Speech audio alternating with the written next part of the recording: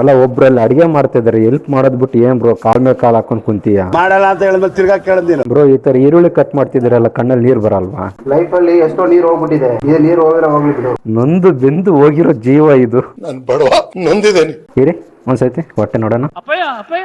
ಏ ಪಾಪು ಇನ್ನು ಅಳ್ತೈತೆ ಬ್ರೋ. ಒಂದ್ ಸೆಕೆಂಡ್ ಲ್ಯಾಪ್ಟಾಪ್ ತೆಗಿ ಬ್ರೋ, ಹೇಳ್ತೀನಿ.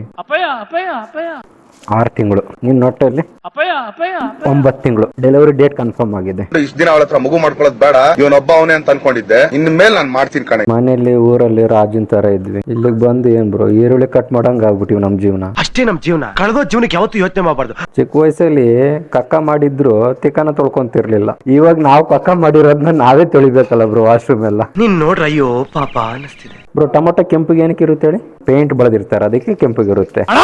ಬ್ರೋ ಸುಡುತ್ತೈತೆ. ಮನೇಲಿ ರಾಜನ್ ತರ ಇದ್ದೆ,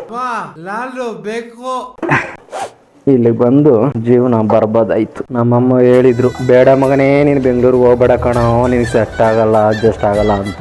ನನಗೆ ಗಾಂಚಲಿ ಜಾಸ್ತಿ ಅಲ್ಲ, ಇಲ್ಲಿಗೆ ಬಂದು ಬಾತ್ರೂಮ್ ತೊಳಿಬೇಕು, ಚಿಕನ್ ತೊಳಿಬೇಕು, ತಿನ್ನೋ ತಟ್ಟೆ ತೊಳಿಬೇಕು, ನೆಲ ಒರೆಸ್ಬೇಕು.